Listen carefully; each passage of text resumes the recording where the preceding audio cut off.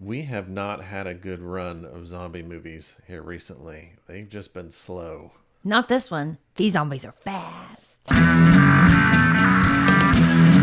Hey, Fear Family. Welcome back. I'm William. And I'm Amy. And today we're going to talk about 28 Days Later, which is pretty much a modern classic at this point of zombie movies. Man. Yeah, Danny Boyle's movie from 2002 put kind of a new twist on the zombie genre a little bit, and it quickly became kind of like the top of everybody's list. Yeah, because this was the first one with fast zombies, right? Yeah, I believe so, yeah. Yeah. Which, I mean, we can... It takes the fear level way up, I think. Yeah. A lot of people talk about whether it's zombies or not, but we'll talk about that here in a second. But yeah, this one's just, it's gritty. It's not bleak, but like, it's just very, I guess gritty is just the best way to put it, but in a good way. Like, yeah. You feel kind of the environment that they're probably in. Super realistic if it happened. Like, yeah, it's bleak. Yeah. But action packed. Yeah, like basically the main character wakes up and nobody's there, and he it's in a hospital. In a hospital, it's like a post-apocalyptic world basically, and it's him finding other survivors. So but it moves really really quickly because it goes from him being in a hospital bed to him finding zombies to like that zombie priest. Yeah, and the zombies, just them being fast is a whole other like element. Yeah. I said they're fast. They're scarier because they're fast. And you said, yeah, but they're easier to kill because it doesn't have to be a headshot. Yeah. Whereas like the original, old slow moving zombies, you have to hit them in the head. But I was like, yeah, but they're so slow. You could get way ahead of them and like get a good line up your shot. Take your time to shoot them. Whereas these, you might not even get your gun up in time, and they're gonna climb and get you. That's. I guess I was just kind of thinking of like the relentless part of like. So say in this movie, if they get cut in half, they'll probably keep moving, but they're gonna get blood loss. They're gonna die pretty quickly. Whereas a zombie like a George Romero classic one, get cut in half, doesn't matter. Yeah, but then they're just crawling with their arms, and they're so slow. I mean, but you go get a trash can and smash their head in. Yeah, but then you go skipping down the lane and just kind of dodge them as you go. That false sense of security. You think you're so fast, and then boom, they're right behind you. You don't know it. Well, that's the thing. I'm not fast, so I wouldn't stand a chance against these fast zombies. I would just be like, save yourself. Yeah, I wouldn't either. I haven't ran since the 3rd grade, so. It's a good one.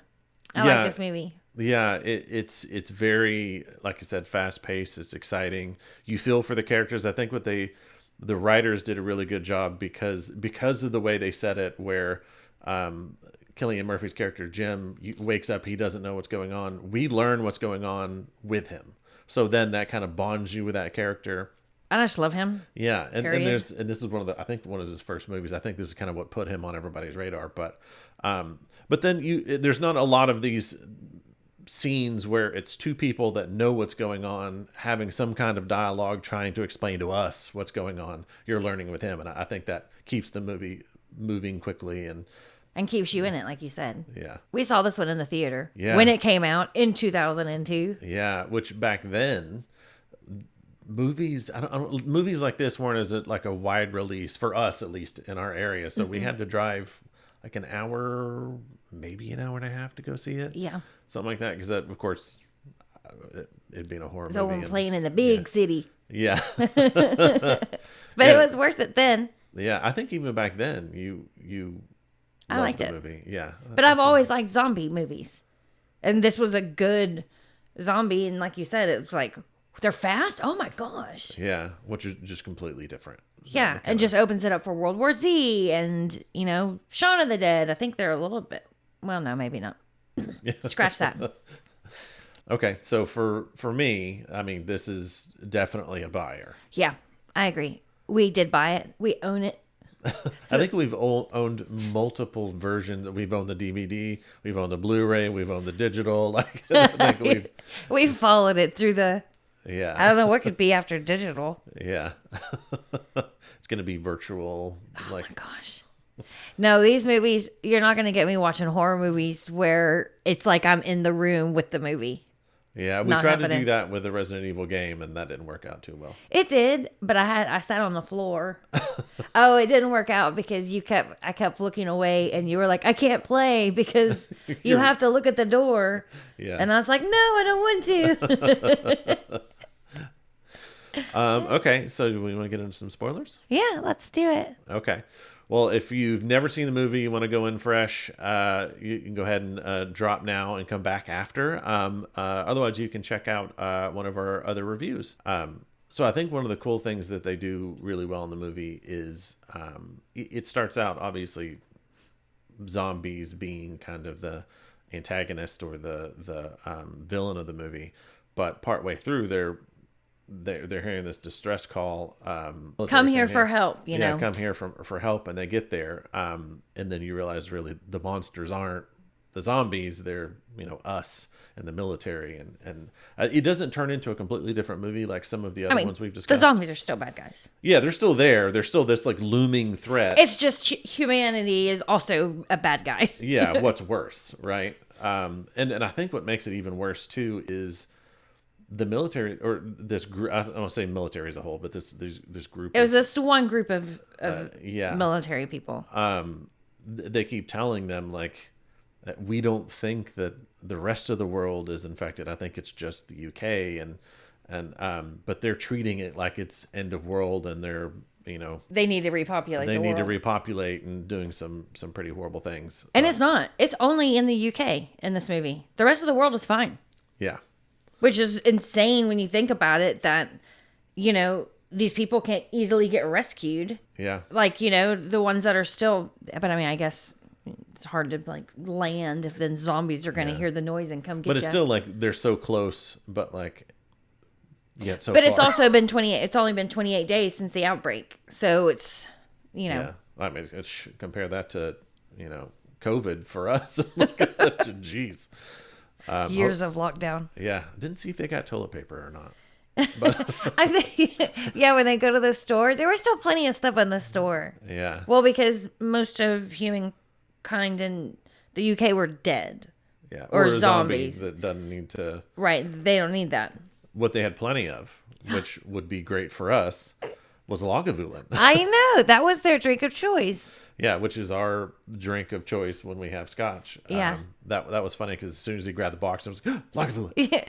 Yeah, because of the movie, they were at like a liquor store getting stuff, and Cillian Murphy went and grabbed, I don't know, I guess it was cheaper, I don't know, and he's like, no, get the good stuff, and he got like several bottles. And of he's like reading Lagavulin. the bottle, and was like, ooh, dark peaty flavor. Like, Yeah, 16 year. Yeah. It was like, oh, look at that. That's also the scotch of Nick Offerman. Which is exactly how we heard about it. Yeah. One of the things I thought we could talk about too was the alternate ending, which is better.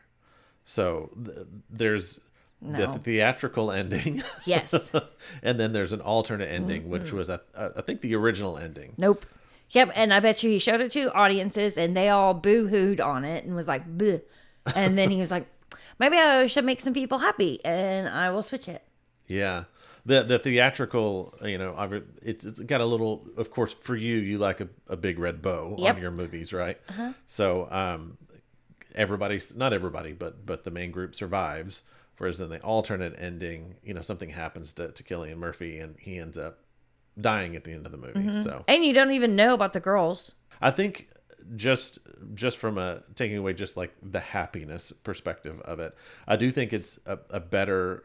The theatrical is a better ending because with Jim's character dying at the end, that's okay if like there's a redemption arc or like he's saving like a wife or somebody of like that has this long-standing relationship. Whereas in this one, yes, he cares for these people obviously, but and he does save. He's doing it saving them. Yeah, to save them, yes. But like story-wise, I don't think that would have. I think it would have made the movie too bleak at that point to do that. And with the theatrical ending, I think it makes it even better because you start seeing more planes coming over and then hopefully getting rescued. And not only that, but seeing all those planes, it actually shows that the military was even worse because they had to have known, like, right? And so they're doing these horrible things. Yeah. Like, well, so that group yeah. of military. Yeah, sorry. That group of men. Whatever. But that's it's definitely, just take away the red bow aspect of it. I think it's still a better ending. I giggled at some parts because like they were trying to get water on top of a roof. You know, they were like, hasn't rained, which everybody's like, it rains every day in the UK. Yeah, nonstop. And it hadn't rained in a while. But when you're rewatching it, because when you rewatch a movie, you can pay attention to a lot of things you don't pay attention to. It was like half of those buckets they had out there were laundry baskets with the huge slits in them. Yeah. That's going to get about that much water at the bottom before it hits the slits. Yeah. So I thought that was funny. Then like when they go to the military base, there's the one young cook that wears like the apron. He does most of the cooking, the military guy, and like at the end when the zombies chasing him, he's just in the background screaming like a girl, just as the zombie goes. And then to get there's him. this like just a second of like a comedic like break, and then you see the zombie like running after him. So it's very like I appreciated those little, just I don't know, little moments of, oh, okay, let me catch my breath for a second. That was kind of, and then back at it.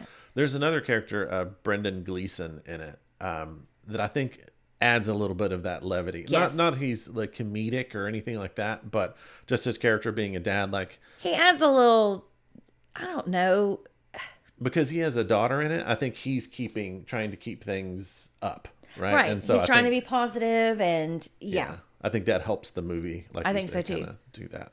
Because the other characters, I mean, she's, you know, the main lady in it. I mean, she's like hardcore. As soon as she thinks you might be bit, you don't even think about it, and you kill that person. Yeah. And then his character's a little bit more, let's check it out. Are they okay? Yeah. Is this safe? Is this not safe? And yeah, because he actually saves them, and that's how they come together as a group. yeah, So. fast zombies. I do like some of the slow zombie ones, but I prefer the fast zombies. So, are they zombies? That's the question. No, they're not zombies. Technically, they're infected because they don't die and come back to life. But do you think that, like, do you consider them zombies? Do you think this should be considered a zombie movie? Well, yeah, I call it a zombie movie because it's like their brain's not turned on, you know, so they seem zombie-like. So it's just easier, but no, they're infected. If you want to really get down to it, no, this is not a zombie movie. It's an infected movie. But there is similarities that if you get bitten, you get infected and you change as well, and you go on and bite. So it's right. But you're getting infected with their blood. So you could say it's not because they got bit, it's because their blood. Because in this one, also when the blood fell in his eye, they were infected. So he didn't get bit, but he got infected. Whatever, like bodily fluids. Yeah. You know, kind of. Which in all of these movies, they're always hacking and killing in all zombie movies, and blood's always splattering all over them. It's like, how did you know you didn't get any in your mouth or your eye all those other times? Yeah. I'd be going around with like a mask and goggles if I was ever leaving the house. Some other zombie movies don't explain the why. And so I think you have to be bit in the other zombie movies. No, it's I not know, like but if their blood gets on you, you get infected. You have to be bit.